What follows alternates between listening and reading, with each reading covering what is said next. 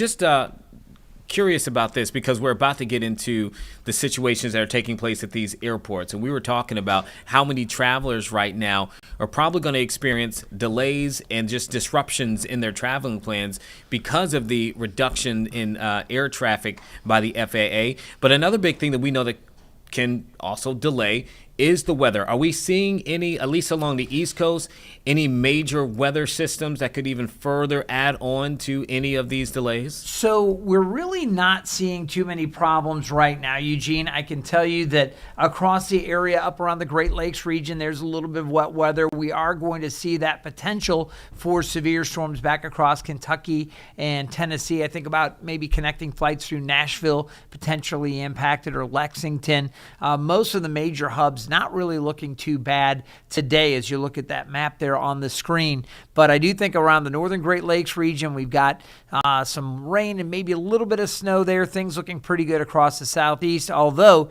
there could be a few stronger storms down in Alabama and into West Georgia. I do think Atlanta should be okay as far as the general outlook goes. So we'll, of course, keep you updated on all of that. I was going to pull up real quick here if you guys want to take this back on Weather One.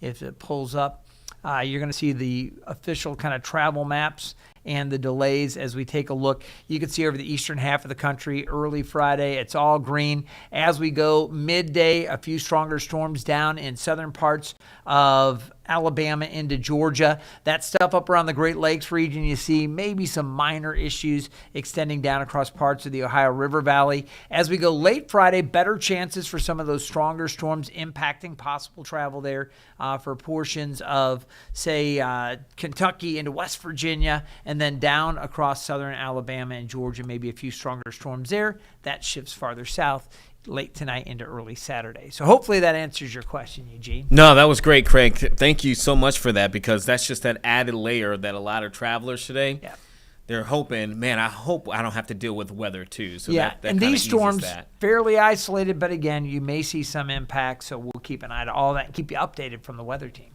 All right, appreciate it. Meteorologist Craig Moeller, thank you so much, man. Let's get into that conversation, though, about the reduction of flights at these major airports across the country. This is happening because Transportation Secretary Sean Duffy says that they are trying to reduce the strain on the currently unpaid staffers with the TSA, air traffic controllers, and then the strain that is putting on with pilots as well. They are trying to make sure that things can remain safe during this government shutdown. And so they made the announcement a few days ago that they are going to be ramping up to where there will be a 10% reduction of air traffic across 40 major U.S. airports. Today is the first day that all kicks in, and it's starting at a 4% reduction. It'll ramp up to 6% by the 11th, 8% by the 13th, and finally 10% by this time next week on the 14th of November. Some of the things to keep in mind within this, the airlines are choosing which flights that they will cancel. You will receive a notification from the airline, so you want to make sure if you have travel today and tomorrow to check whatever way in which you get that information, whether it's by email, by your phone, by text. They should be sending you information that will tell you whether or not your flight has been canceled. You can see here we're taking live looks inside of airports. This, I believe, is in D.C., Sarah, the top one. I know the bottom is Philadelphia. Where is the top? Top is DCA Reagan. Okay, it is DCA Reagan. Okay, so that is one of the airports, one of the 40 that have been affected. Some of the others that are within our region, that would be also in D.C. The Ronald Reagan National Airport is impacted. You also have the Charlotte Douglas International Airport that's impacted. BWI in Baltimore is affected, a part of this, and then some of the others that are really, heavily traveled in Atlanta, Hartsfield-Jackson, JFK, Newark, EWR, and several others, LAX. Again, 40 all together. As you can look at that map, I think we can pull up that map real quick one more time for people beforehand. You can see this map here of those that are impacted. Just under an hour ago, Transportation Secretary Sean Duffy spoke to reporters in D.C., and let's listen to what he had to say. He spoke for about 12 or so minutes. We'll listen to that, and then we'll come back with more about these cancellations and what you should keep in mind. necessarily didn't want to give the data because some people might say, well, you're at 10%, it should be at 15%. Others might say it should be at 5%. It is not a science, it is a art that we're trying to deploy to keep people safe in the airspace. And we're trying to be, we're trying to prevent the pressure that we now see building in the system. There's a very easy solution. Let's open the government up. Let's pay our controllers and reduce the pressure. That's not happening. The Senate actually is going home this weekend. As many people here can't get home, the Senate goes home.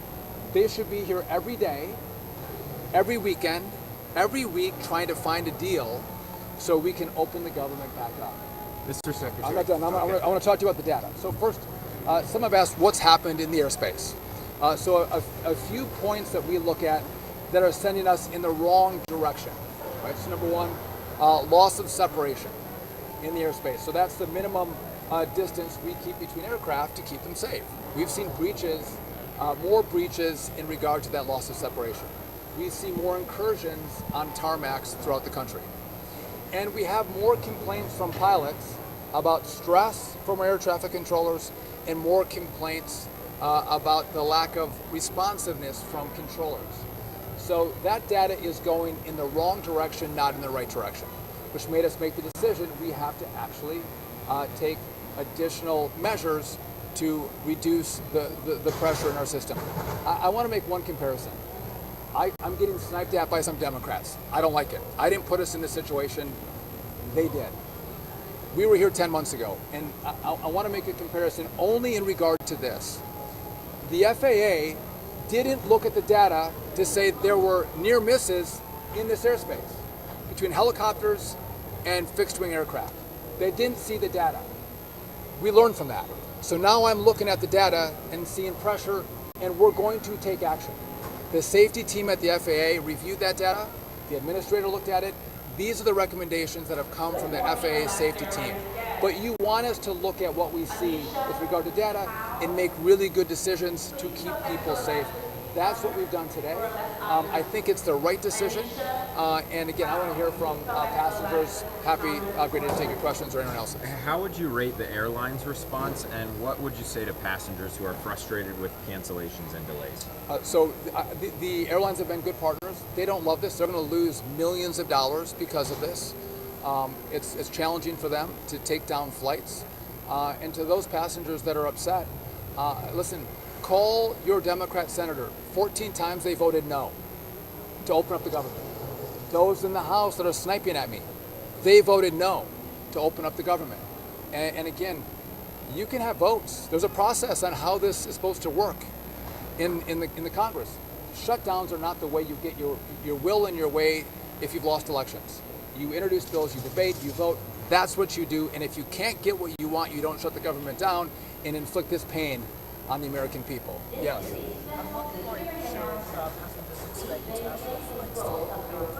I'm sorry, what's that? So international flights are not going to be impacted, and there's a reason for that. I appreciate the question. We have international agreements that we abide by. And because of those international agreements, I'm not going to impact those international flights. And because if I do, what will happen is we have other countries that are waiting to have a breach of those contracts from the U.S. so they can cut down American flights. And that would have a very long-lasting impact on our ability to send travelers from the U.S. to those partnering countries that have the agreements. When we spoke on Wednesday, we talked about 10% as the number. I asked you, did you think about doing a lesser number? You guys ended up going to 4%. If 4% doesn't work today, could you increase it even more than 1% daily? Could we see it go up more? That's a great question. So we had talked about 10%. Yep. As I reviewed that with the safety team at the FAA, they said the safest way to do this is to get to 10%, to do a step approach. And do it, we're doing it at 4%, and then as you see, 4 days later we do 2 days later we do another 2, and then 2 days after that we're at 10%. They thought, from the safety team and the administrator, that was the best way to do this and the safest way to do this, which is why that's what we rolled out. Secretary, can you talk? Can you clarify if it's 10% across all flights across America or 10% impact on the 40 airports that you have? It's the 40 airports. So we're doing 10% on the 40 airports. That's where we saw the most pressure. So So it's going to be 4% today in regard to those 40 airports, and again, we're going to step ladder that up to get to 10% next week. The exact number I can't give you, and I don't want to see the disruption. I don't want to see the delays. Now, there could be a benefit if I can get the controllers to come back to work. I asked the head of the Air Traffic Controller Union to reach out to his controllers to ask them to show up. It is their jobs. If they start coming to work, we may have the same experience we had in Newark. We had delays and cancellations in Newark in the early summer. We reduced the capacity, and then the flights were on time. Right? We had less cancellations, less delays. It was the most on-time months we had at Newark ever. So that could be an outcome of what we're doing. And we'll see probably more people on less flights, which means less pressure on control. Sir, have you spoken to the president today? Any expectation he has in the middle of this tense situation across the country? So I haven't talked to the president today, but I've talked to the president. I've talked to the White House. They're fully read in on what we're doing. And when I look to the safety team, the White House also looks to the safety team to help us make the right decisions, to do the best we can to keep people safe. But there's an easy answer. There's an easy answer. Open up the government. Stop this. And by the way, when I was in Congress, we had shutdowns. I stayed here for a month. I didn't fly home. I sat in my office, working on deals, working on solutions. Why are senators going home? If you can vote 14 times to keep the government shut down and create this gridlock in our airports, and you're going to go home, they should sit here. Like Americans sit in airports, they should sit in their offices. They should sit in the Senate and figure out how they're going to come up with a deal to open this back up and not use the American people as leverage. You had a question? Can you talk about the morale of the air traffic controllers right now? Obviously, long hours, some are not coming to work, unpaid for the last couple of weeks. What's the morale like? So listen, you don't get paid. You're stressed about paying for your families, food on the table. There is stress, and we see that. They're not happy, but you know what? Most of these men and women are great professionals. I've told you this, we don't have the best equipment, we do have the best controllers. And they work really hard, and they care deeply about keeping Americans safe through our airspace. And I'm grateful to them for that. But let's not lie about the pressure they're under. What's happened is a lot of the same controllers come to work every single day. We have that group, then we have another group that has a longer record of not showing up. And so the ones who do come to work, they're the ones that are working 6 days a week, 10 hours a day. And you can do that, all of you guys work big hours. You can do that for a couple weeks, but at one point you're going to get burned out. You're going to get burned out. And that's what we're seeing now. There's a higher level of fatigue with the controllers because they've been doing this for a long time as we've tried to mitigate the impact of the shutdown. But now when we see numbers go in the wrong direction, the data go in the wrong direction, we have to take preemptive action to meet our obligation. First one is keep the airspace safe. That is the first job we have. And by the way, at DOT, we do a lot of things. A lot of things. This is the most important. And that's why we're taking the action today. I'll do one more question. Even if the government does reopen next week, when could we start to see flights resume as normal? Could this spill into Thanksgiving and the holiday season? It's a great question. So if the government opens on day one, will I see an immediate response from controllers? No, the union is telling me it's going to take time to get them all back in. Okay, I don't wish this was the circumstance in which I was dealing with. So I imagine as we see the data change and more controllers come to work, we are as quickly as possible going to take these restrictions away. That's the best approach. But we have to look at how many controllers come to work and how long that takes after the government opens back up. And here's what's hard for us. It's not one tower. It's not one TRACON. It's not one community. One day it's LA. The next day it's DCA. Then it's New York, and then it's Orlando. It's not the same place every single day, but we do see these staffing triggers, which means more controllers calling in sick, and there's no rhyme or reason to it, which is why we are taking this action to reduce the pressure. And again, hopefully, what we're going to do today is going to make sure the airspace is safer than it was as we go through this shutdown. And so, my last message is I'm going to go talk to passengers. My message is enough. You've inflicted enough pain on the American people. What I hope those who vote to keep the government shut down will come to an airport and they should introduce themselves to the travelers and ask them if it's worth it. Is their delay worth it? Is their cancellation worth it? And I think the resounding answer to that will be no. And so open it up and go through the process that our founders set up for us, which is debates and votes. With that, thank you all. I appreciate you coming up. Thank you guys. Thank you, sir. So you heard there from Transportation Secretary Sean Duffy explaining their reasoning behind this measure that they're taking to reduce air traffic in those 40 busy airports. Now, keep in mind, when you're reducing the number of flights that can go out of these airports, just because they're at these 40 major airports does not mean it's not impacting other airports across the country.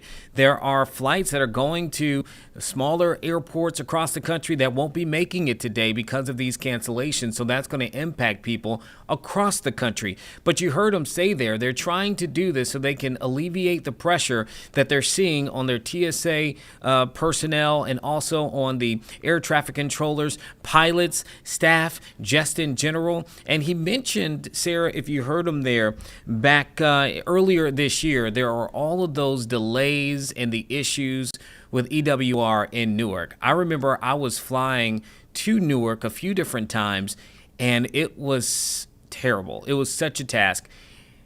And they did. They came in and they reduced the number of flights that can get out. Specifically, I remember United Airlines reduced a significant number of flights.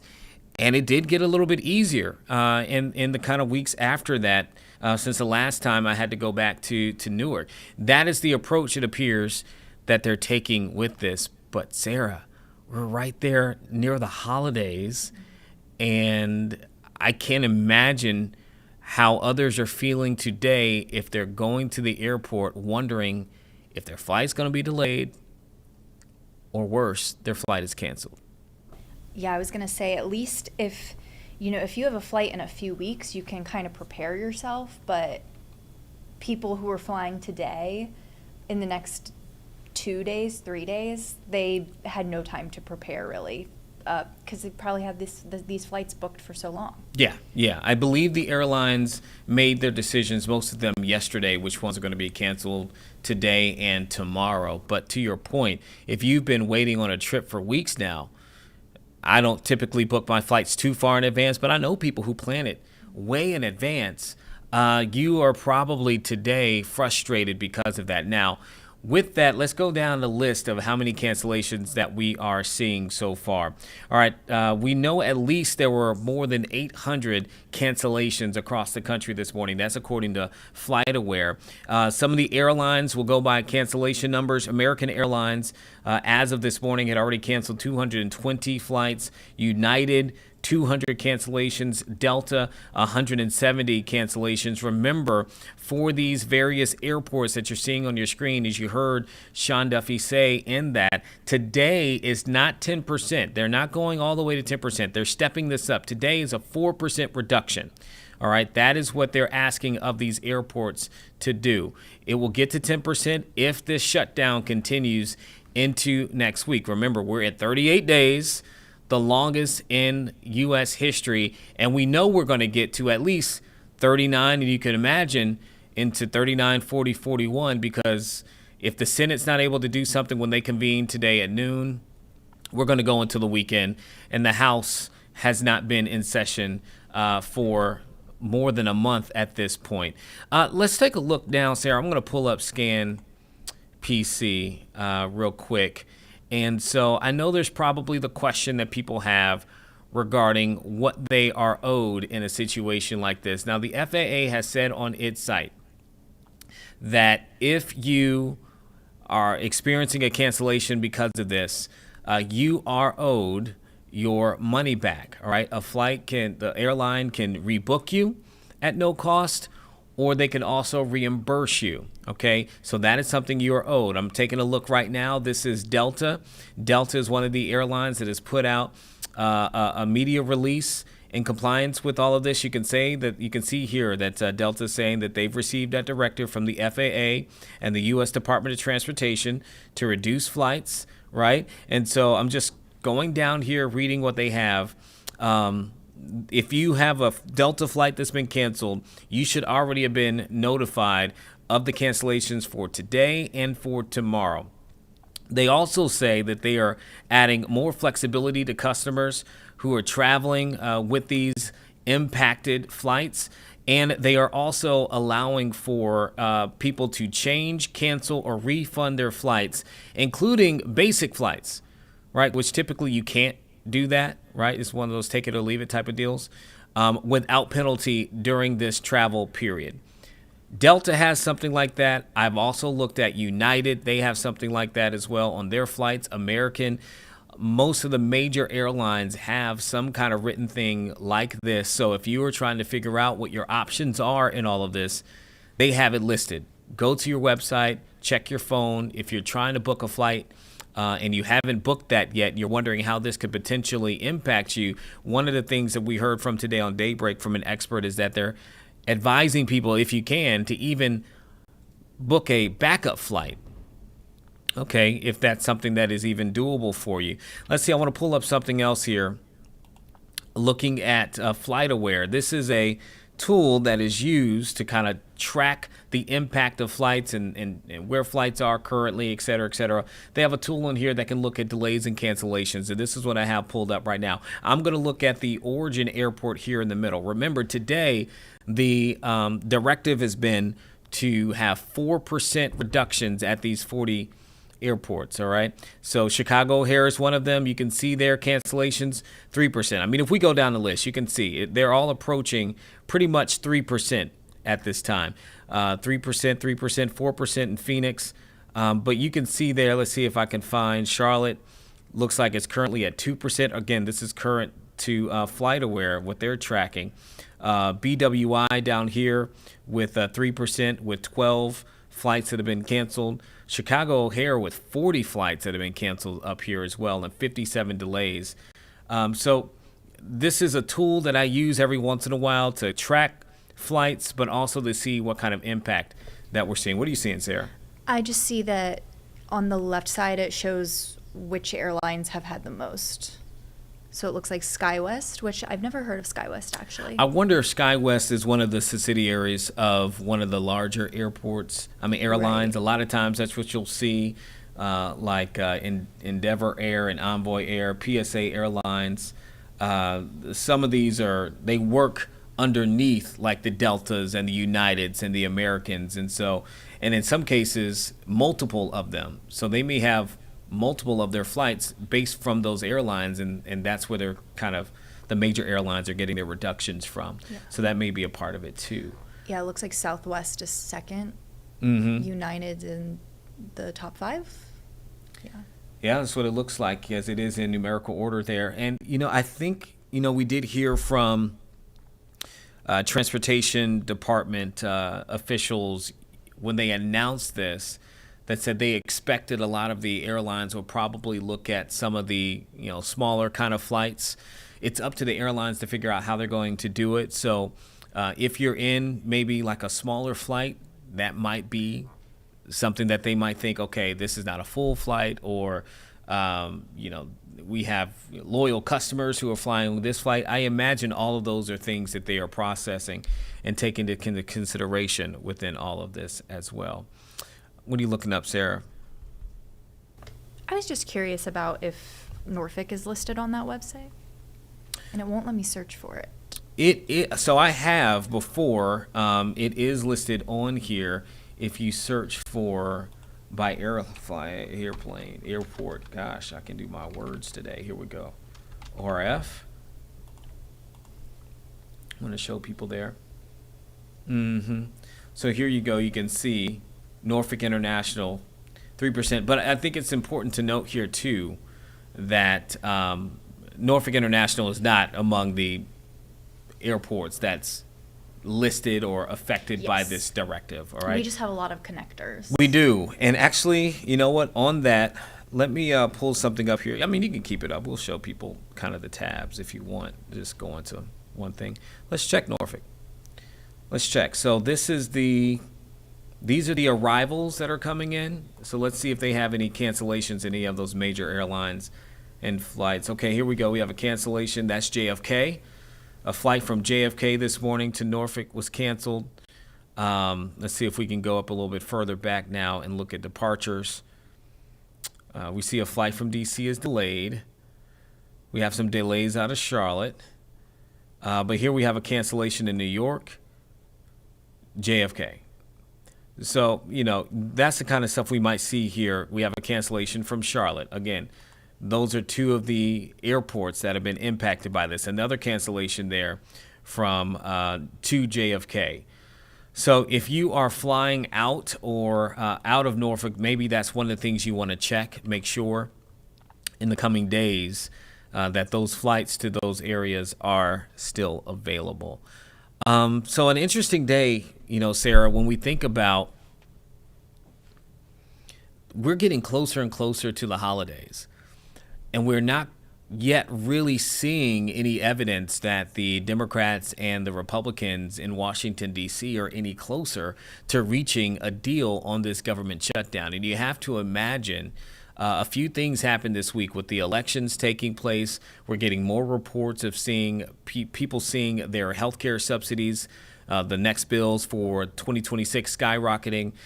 We're seeing this happening now with travel being affected. And it just makes you think, how long can we go until we are essentially in a situation where lawmakers are forced to reach a deal? And looks like we lost one of our cameras there, to reach a deal and to get something done, especially as we get closer to the very busy traveling holiday season.